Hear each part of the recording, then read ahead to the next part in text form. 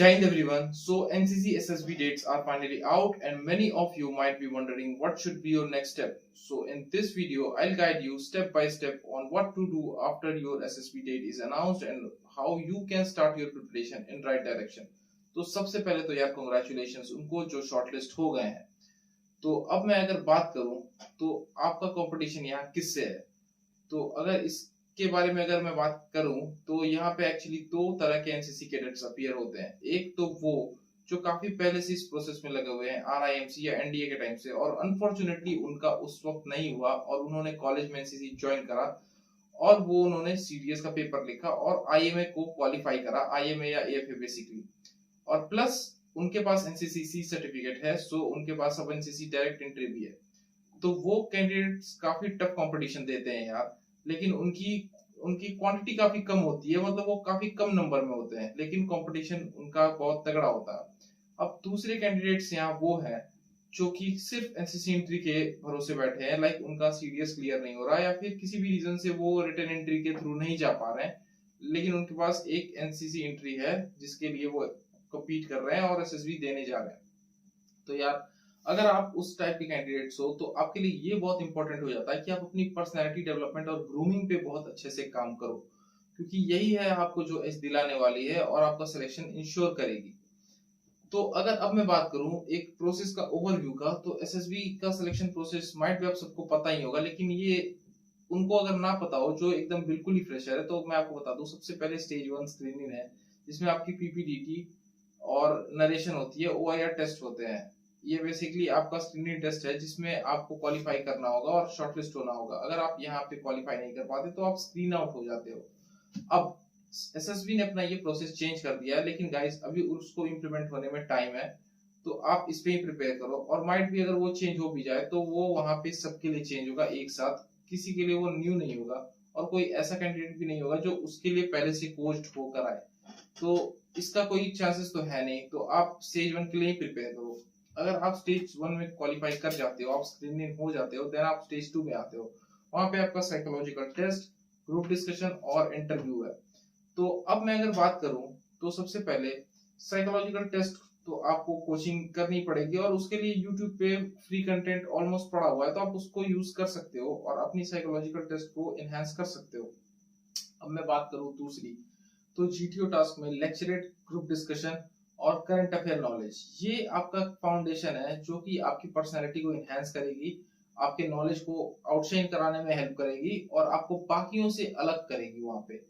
तो आपको इसके लिए मेरे अकॉर्डिंग रेगुलर प्रैक्टिस और रिगरस प्रैक्टिस करना होगा, जिससे कि आप अपने नॉलेज को इम्प्रूव कर सकते हो, उसका को अपने कम्युनिकेशन स्किल को बेटर कर सको और वहां पे अच्छा परफॉर्म कर सकते हो। तो अब आप इसके लिए करोगे क्या। अब मैं अगर इसके लिए बात करूं तो आप सेशंस ज्वाइन कर सकते हो, लाइक अपनी एक 5-7 फ्रेंड की एक कम्युनिटी बनाओ और उनके साथ प्रैक्टिस करो, डेली प्रैक्टिस करो, गूगल मीट हो गया या ऑफलाइन हो गया, जैसे भी आपके लिए वो पॉसिबल है। लेकिन अब अगर आपके पास वो चीज पॉसिबल नहीं है तो आप हमें रीच आउट कर सकते हो। हमारे पास ग्रुप है जो कैंडिडेट्स ऑलरेडी ऐसे प्रिपेयर कर रहे हैं और वो हमारे रिकमेंडेड कैंडिडेट्स के गाइडेंस में इस चीज को प्रिपेयर करते हैं और प्रैक्टिस करते हैं, और हमारे मेंटोर्स उनको गाइड करते हैं कि कहाँ मिस्टेक हो रहा है और वो कैसे इंप्रूव कर सकते हैं। अब तो बात रही यार, अगर आप सेलेक्टेड नहीं हो या शॉर्टलिस्ट आप नहीं हुए उनकी, तो ये तो यार एक बहुत बड़ा हार्ट ब्रेक है कि अगर आप शॉर्टलिस्ट नहीं हो पाते हो। मैं समझ सकता हूँ कि फौज जिनका पहला ड्रीम होता है उनके लिए ये कैसा होता होगा, बिल्कुल ये एक हार्ट ब्रेक ही है। लेकिन अब आपको अपने बैकअप प्लान्स को एक्सप्लोर करना होगा। तो बैकअप प्लान में आप क्या रख सकते हो, आप नेक्स्ट टाइम अच्छे से प्रिपेयर करके नेक्स्ट सीडीएस एंट्री या कैट एंट्री में अच्छे से अपीयर हो सकते हो और उसको रिटर्न क्लियर करके एसएसबी जा सकते हो। उसके बाद अगर आपसे मैं अदर बैकअप्स की बात करूं तो सीएपीएफ एसी है, लाइक इंटेलिजेंस ब्यूरो में एसीआईओ है या एसएससी सीपीओ है, ये सारे डिफेंस से रिलेटेड ही बैकग्राउंड है, डिफेंस से रिलेटेड जॉब है जिसको आप देख सकते हो और जिसके लिए आप प्रिपेयर कर सकते हो। और मैं बताऊं तो इन सब में थोड़ा सा सबसे इजी आईबीएसईआईओ और सीपीओ है। अगर आप सीडीएस के लिए शिद्दत से प्रिपेयर करते हो ना तो इन दोनों पेपर को आप जरूर से जरूर क्वालिफाई कर पाओगे। तो ये तो हो गया आपका डिफेंस बैकअप का बात। अब नेक्स्ट वीडियो में मैं आपको एक नॉन डिफेंस बैकअप का भी ऑप्शन दूंगा और बताऊंगा उसके बारे में कैसे करनी है। इस वीडियो में बेसिकली बात नहीं करूंगा क्योंकि वीडियो थोड़ी लंबी हो जाएगी और ऑफ द ट्रैक चली जाएगी। तो अभी तो मैं बात नहीं करता, लेकिन आप चैनल को सब्सक्राइब जरूर करना और वीडियो का वेट करना, क्योंकि मैं कल ही वो वीडियो पोस्ट करूंगा कि आपके पास एक नॉन डिफेंस बैकग्राउंड के लिए क्या ऑप्शन है, जो कि अभी वो ऑप्शन है अवेलेबल आपके पास।